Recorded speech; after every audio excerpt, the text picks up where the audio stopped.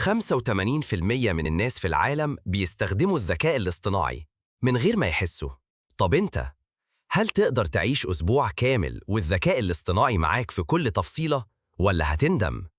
الذكاء الاصطناعي بقى في كل مكان، من أول موبايلك لغاية شغلك لتطبيقات بتعرفك أكتر من نفسك. ده مش المستقبل، ده الحاضر اللي احنا عايشينه دلوقتي. بس ورا كل التقدم ده في أسئلة مخيفة بتفرض نفسها. هل ينفع خوارزمية تقرر عني؟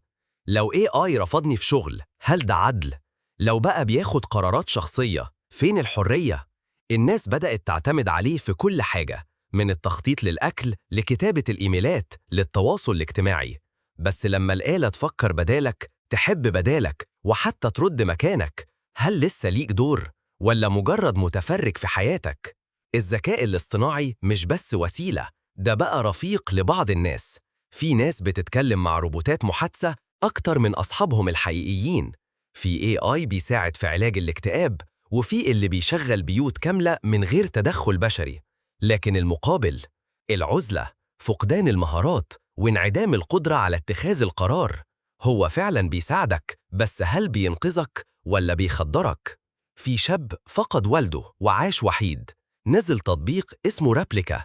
AI بيكلمك كأنه صديق. في الأول مجرد تسلية، بعدين اتعلق بيه. بقوا بيتكلموا كل يوم، يحكيله، يضحك معاه ويشكيله، لدرجة إنه قال له في يوم: أنا بحبك. المشكلة، الروبوت مش حقيقي. ولما السيستم حصل فيه عطل وحس إنه فقد حد بيحبه وانهار. الذكاء الاصطناعي كان طوق نجاة، بس خلاه ينسى البشر الحقيقيين. للذكاء الاصطناعي سلاح ذو حدين، ممكن يرفعك أو يبعدك عن نفسك. السر مش في وجوده، السر في إحنا هنستخدمه إزاي، ومن غير ما ننسى إننا بشر قبل أي حاجة. أنت رأيك إيه؟ تحب تعيش مع AI في كل تفصيلة ولا شايف إن ده خطر؟ اكتب لي في الكومنتات، وما تنساش اللايك والسبسكرايب. سلام.